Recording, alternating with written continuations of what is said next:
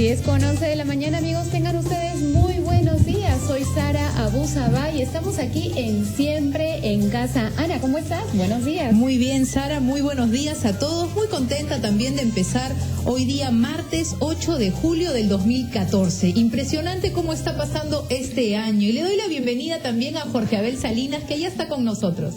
Hola, Jorge Abel. Anita, Sarita, buenos días. Estoy contento de estar aquí otra vez. Aparte, estamos atentísimos de lo que pasa finalmente esta semana con el Mundial, ¿eh? Con el Mundial y con tantas noticias, además, que vienen ocurriendo aquí en todo nuestro entorno, Jorge Abel. Pero vamos a contarles a nuestros oyentes primero algunos de los temas que vamos a abordar el día de hoy. ¿Qué les parece? Así es. Ahora vamos a tocar el tema vamos a tener nutrición.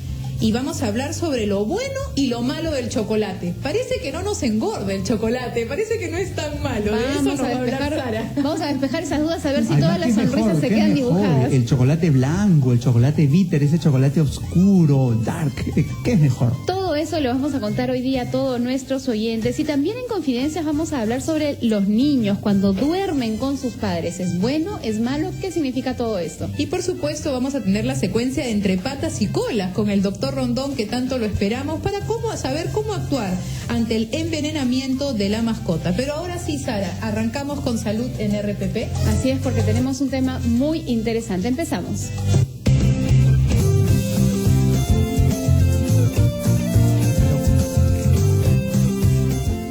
Bien, buenos días, son las 10:13 de la mañana, estamos siempre en casa y estábamos pues todos, creo que hay temas de salud que tienen que ver a veces con nuestras propias familias, pero hay temas también que son de salud y que tienen que ver con un conocimiento de todos, ¿verdad? Es decir, y preocupación.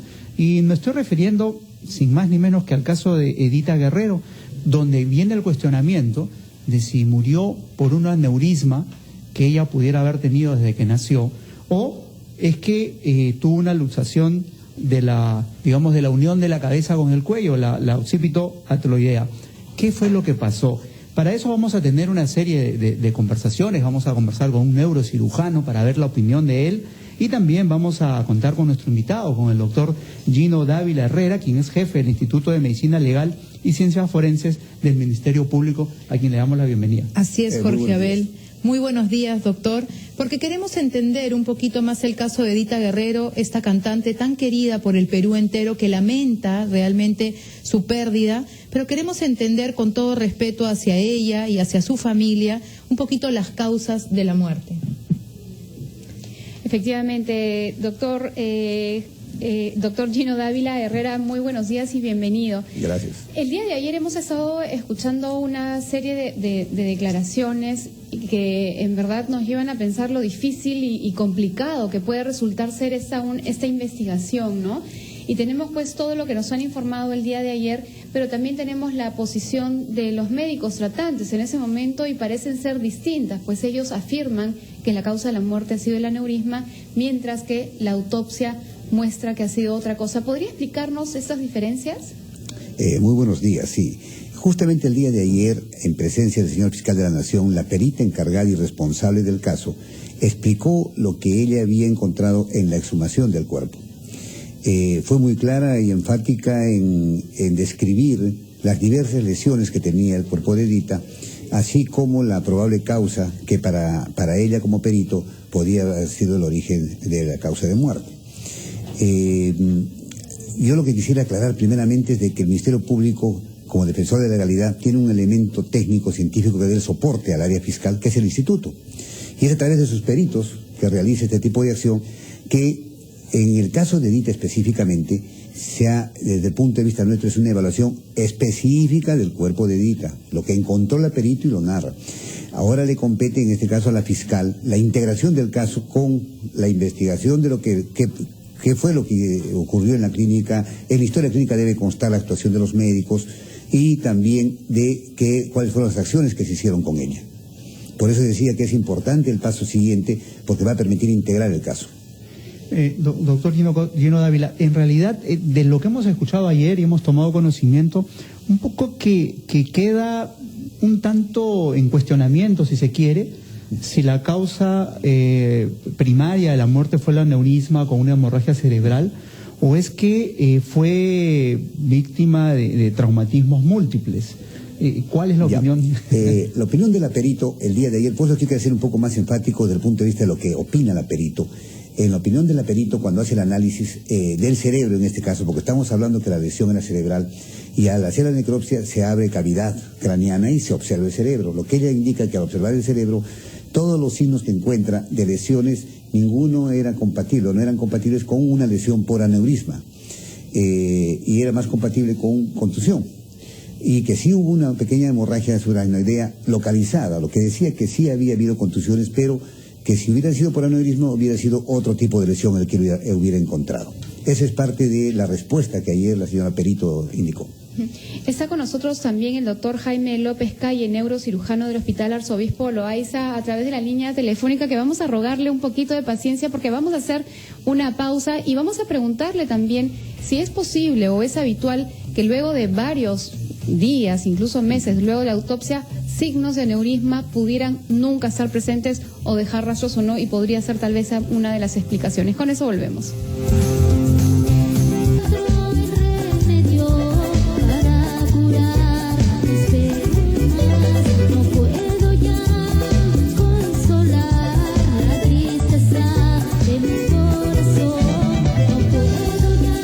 Amigos, son las 10:20 de la mañana, estamos precisamente tratando de saber un poco más de lo que pudiera haber pasado en el caso de Edita Guerrero, y para eso ya está enlazado con nosotros telefónicamente el doctor Jaime López Calle. Él es médico neurocirujano del Hospital Arzobispo Loaiza, a quien queremos pues transmitirle la misma pregunta. Todos habíamos entendido que se trataba de un aneurisma. Ahora el informe del perito de medicina forense nos habla de que no hay hallazgos compatibles a aneurisma, y por el contrario, habían otro tipo de lesiones contusas en diferentes partes del cuerpo. La pregunta ¿es posible, primero, con un estudio así post-mortem tardío, descartar la posibilidad del aneurisma? Doctor Jaime López, ¿me escucha? Sí, ¿cómo está? Soy José Javier Salinas, doctor, qué gusto. Sí, ¿cómo está? Buenos días. Post-mortem, en una autopsia, quizás el doctor Dávila, que está con ustedes, les puede mencionar al respecto, pero lo que nosotros vemos tras un sangrado por un aneurisma cerebral es la desaparición del sangrado en la tomografía, de acuerdo a la magnitud, que ocurre entre los 5 días hasta inclusive 2 semanas después del inicio del sangrado. Tomográficamente, eso es lo que nosotros vemos. Es decir, se puede ver durante los 5 días próximos al evento sangrado, y después de estos 5 días a 2 semanas ya no hay rastros de aneurisma. ¿Eso es lo que significa? Ya no hay rastros de sangrado. Ajá. Más no de un aneurisma. La imagen tomográfica de un aneurisma es representada por un angiotén cerebral o una panangiografía cerebral. Cualquiera de los dos es la única forma de ver un aneurisma cerebral. Pero la imagen del sangrado, producto de la ruptura del aneurisma, con una tomografía simple, sin contraste, se puede ver en la imagen, ¿no? Claro, tomando en cuenta que la paciente estuviera viva y que se estuviera reabsorbiendo ese sangrado ocasionado por la ruptura del aneurisma. Así es, por supuesto. En lo que respecta a la parte forense, quizás el doctor Dávila nos puede dar una mejor explicación. Pero, digamos, en las características clínicas, según el pronunciamiento de los médicos, aparentemente apuntarían a una imagen o cuadro clínico y radiológico compatible con una hemorragia subaracnoidea de tipo aneurismática. Doctor Jaime, muy buenos días. Le saluda Ana Sayán. ¿Es posible que una persona con esa lesión pueda caminar? Porque dicen que Edita pues ha llegado al hospital caminando. La luxación occipitatoidea, que es la conclusión del estudio de necropsia, es una lesión rara, no es una lesión frecuente, y se produce por lo general producto de accidentes de tránsito de altísimo impacto y con mucha demanda de energía. De los pacientes que sobreviven, que son pocos, porque se dice que tiene una mortalidad entre el 80 y 90% el mismo día que ocurre el evento, pero de los pacientes que sobreviven y llegan a un hospital, esos pacientes pueden permanecer algunos días hasta que se ha resuelto su problema en la columna, dependiendo si tienen o no afectación de la médula espinal. Pero en el caso de Edita, al parecer ella tuvo esta lesión y luego de algunos días es que se produce la muerte, según lo que nos dice la perito. Entonces ella ha tenido esta lesión, ha podido desenvolverse al parecer normalmente y luego fallece. ¿Cómo es que ocurre esto? Si la paciente tiene un movimiento brusco del cuello o una lesión de este tipo, puede fallecer inmediatamente, si es que no ha habido una adecuada estabilidad de la región cervical. Eso puede pasar. Un movimiento brusco y súbito del cuello puede producir este tipo de muerte súbita, ¿no? De acuerdo, doctor López Calle. Sin embargo, un poco para aclarar, sin embargo, lo que hemos escuchado ayer en la conferencia de prensa es un poco que esta luxación aparentemente tendría más tiempo y que pudiera haber permitido que Edita inclusive hasta caminara, como le preguntó Anita. ¿Es posible eso desde el punto de vista médico? Es posible si es un grado leve de lesión. Las luxaciones occipitotoroideas tienen varios grados y el paciente no tiene afectación medular y solo se queja de dolor en el cuello. Entonces, estos pacientes pueden permanecer durante algunos días, movilizarse por su propia cuenta, pero llama la atención el hecho de que después de tantos días, de tanto movimiento de la paciente dentro de la clínica, del hospital hacia la clínica, obviamente la paciente ha tenido que movilizarse y ha tenido que mover el cuello. Entonces llama la atención que durante todos estos días no haya habido ningún desenlace fatal, sino hasta el 7º día, ¿no? Doctor López, el médico tratante en Piura, al evaluar el caso, él considera que la causa de la muerte es un aneurisma. Si este trauma, esta luxación occipitoatloidea es así de severa, ¿no sería lógico que el médico hubiese percibido este cuadro desde que ingresó Edita al hospital o a la clínica, incluso las lesiones físicas que al parecer tuvo? Sí, claro. Al ser una lesión muy infrecuente dentro de los traumatismos cervicales, hay que tener una alta sospecha digamos, hay que ser muy minucioso en el examen para poder, enfatizar en los exámenes de imágenes, radiografía o tomografía hacia la región cervical. Entonces, obviamente, aparentemente no se enfocaron justamente en este aspecto, dado que se tenía imágenes cerebrales compatibles con aneurisma cerebral roto. Doctor Jaime, se halló esquimosis violáceas en resolución. ¿Qué quiere decir esto? Bueno, las esquimosis son en diversas partes del cuerpo, son moretones para que la gente lo entienda, están en la piel y que pueden ser producidas por trauma, ¿no? Si quizás el doctor Dávila podría explicar un poco más al respecto cuánto tiempo pueden permanecer estas esquimosis en el cuerpo de una paciente que ha fallecido y que se ha hecho la autopsia después de casi 4 meses, ¿no? Claro que sí. Bueno, habrían un par de preguntas aquí. Una es que si Edita fallece al 7º día, ya al 7º día ya no había la hemorragia total, la hemorragia que ocasiona el aneurisma, se había reabsorbido ya y por eso es que ahora no la encuentran en el estudio forense. Y obviamente también preguntar un poco la evolución de estas esquimosis, saber qué relación pudiera tener con el diagnóstico. Bueno, vamos a seguir conversando con esto, vamos a seguir con el doctor Gino Dávila, quien gentilmente nos está acompañando, y le pedimos al doctor Jaime López Calle que todavía nos espere un ratito en línea. Vamos a escuchar el titulares y volvemos de inmediato.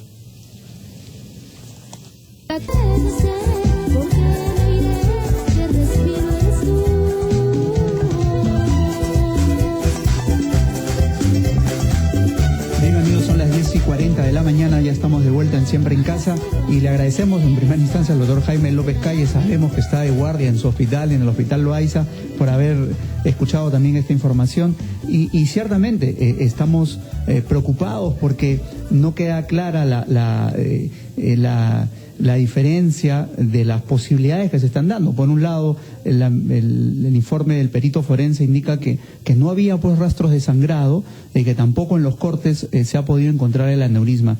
En consecuencia, esto nos crea pues una duda grande y es posible que esto ocurra. Normalmente uno piensa que después de 3 meses, cuando uno saca un cadáver, pues ya no va a encontrar nada. ¿Cómo es que acá sí la doctora encontró?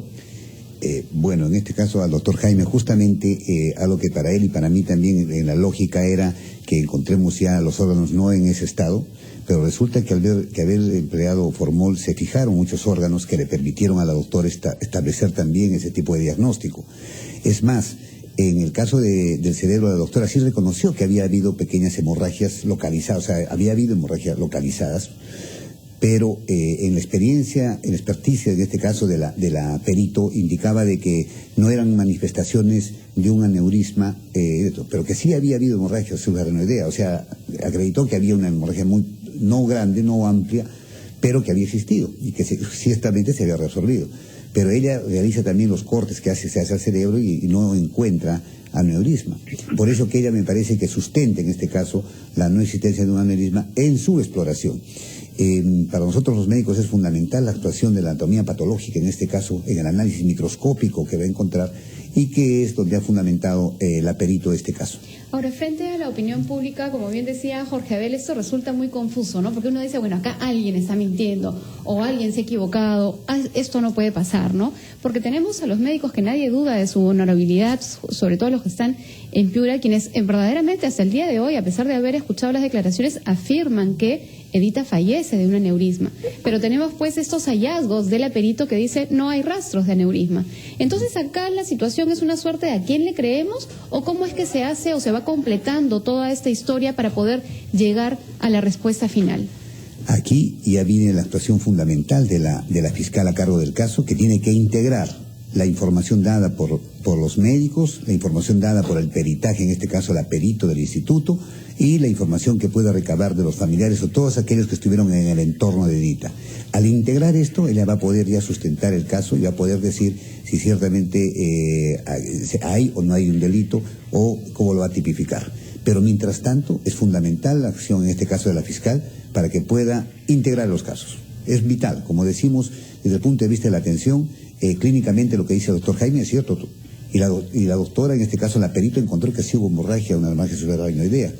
Más bien, sobre la causa es que la perito, en su informe, indica que para ella, como perito, la causa estaba en esa luxación y la lesión que produce. Ahora, la fiscal tendría que estar muy entendida en todo el aspecto técnico para poder comprender todas estas historias y poder dar pues una apreciación final. Exactamente, se supone que ahora la señora fiscal va a recibir la información de todas las partes. Después nos reunirá en este caso los peritos que han intervenido, o a la perito en este caso que ha intervenido, para que sustente lo que ella está planteando y también sustenten los médicos que participaron, ¿no?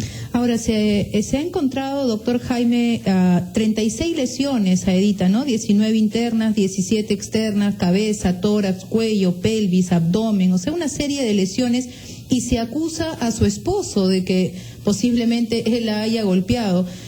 Con esta respuesta, ¿es posible que esto sea causa de un golpe humano o no? Bueno, todo está dentro de las posibilidades, ¿no? Pero lo que sí llama la atención es este tipo de lesión en la región cervical. Como le vuelvo a repetir, es una lesión que usualmente se produce por un mecanismo que demanda muchísima energía. La mayoría de estudios que reportan estas lesiones, el 70-80% es por accidente de tránsito, ¿no? Entonces, lo que a mí me llama la atención realmente es si una persona, si un humano puede desencadenar este tipo de lesiones por su propia cuenta, ¿no? Tendría que probablemente ser una persona profesional, algún peleador quizás. Pero, y bueno, respecto al resto de lesiones, pues obviamente puede ser ocasionada por un humano o inclusive por una caída. Doctor López Calle, obviamente usted no fue la persona que trató a la paciente, Sin embargo, y también mucho depende de la información que uno recibe como médico cuando recibe un paciente, que es lo que digamos, la parte del interrogatorio de la historia clínica, y que se puede ocultar deliberadamente alguna información. Pero si estos médicos colegas sospechan que hay un aneurisma, ¿qué tipo de pruebas, qué cuadro clínico y qué pruebas de imágenes debieron hacer o hicieron, si es que usted tiene conocimiento, como para confirmar este diagnóstico? Claro, las características clínicas de un paciente con hemorragia subaracnoidea por aneurisma cerebral son dolor de cabeza súbito, náuseas, vómitos, pérdida de conciencia. Eso es lo que usualmente, clásicamente vemos. Los pacientes, un porcentaje de pacientes pueden recuperar la conciencia y llegar despiertos al hospital o clínica donde se les atienda, y en el examen neurológico detallado se pueden encontrar algunos hallazgos también. Las imágenes que se le hicieron a esta paciente, tanto la tomografía como la angiotomografía, son los exámenes que habitualmente hacemos. Quizás el gold estándar, el examen ideal para detectar un aneurisma, obviamente es la panangiografía cerebral, que tengo entendido no tenía disposición en la ciudad de Piura, por motivo por el cual no se le hizo. La resonancia magnética cerebral no es determinante para un aneurisma cerebral. Solo en muy pocos casos se solicita una resonancia magnética cerebral cuando se sospecha de un aneurisma gigante.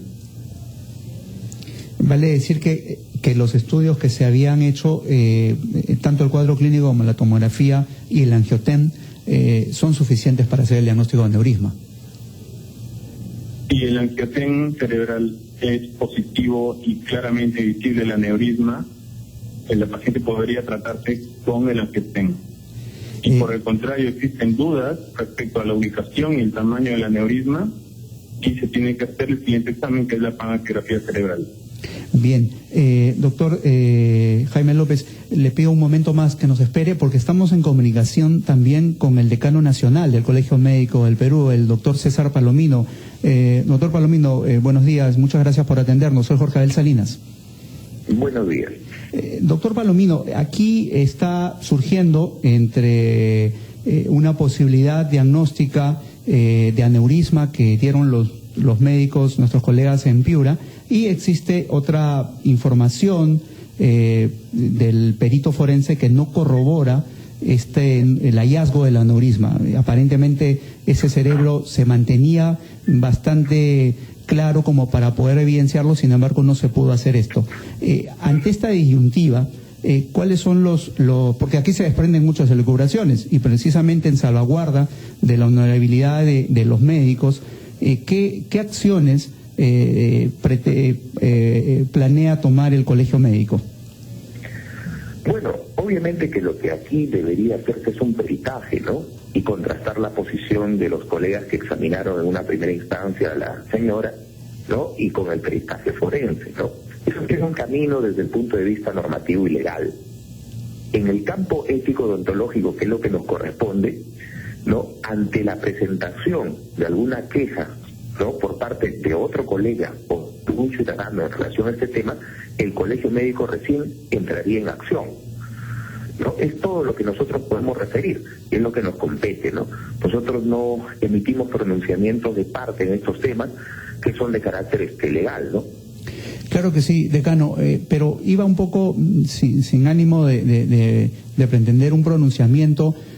Los hechos son bastante evidentes ahora, la duda está quedando en la población, en todo el mundo. Algunos ya están optando por algunas posiciones contrarias a la honorabilidad de los médicos, y entonces ¿será necesario esperar alguna denuncia, o es que ya podría intervenir el Colegio Médico tal vez a través de su Consejo Regional? No lo sé. Claro, si toma conocimiento el Consejo Regional correspondiente, podría de parte, ¿no?, intervenir, ¿no? Yo creo que aquí hay que tener también claras las cosas. Ningún médico actúa con intención de hacer daño. Entiendo que hay limitaciones técnicas inclusive en todo el país. Aquí en Lima, en los grandes hospitales nacionales inclusive, no se cuenta con todas las herramientas diagnósticas, ¿no? Ya quisiéramos, por ejemplo, en los hospitales nacionales tener un resonador magnético o un tomógrafo de última generación. Si eso en los hospitales nacionales no se da, imaginamos que en regiones la dificultad debe ser similar o mayor. Entonces yo creo que hay que partir del hecho que ningún médico actúa para hacer daño. Pone todo de ciencia y arte para beneficiar al paciente, y si en ocasiones hay limitaciones, muchas de estas son porque no tiene las herramientas necesarias. Recordemos el caso del famoso doctor Taladro, que usaba, y seguramente muchos aún usan, elementos de ferretería para intervenciones quirúrgicas porque el Estado no les da las herramientas necesarias. Entonces, con estas limitaciones y en este contexto habría que analizar también este caso, ¿no?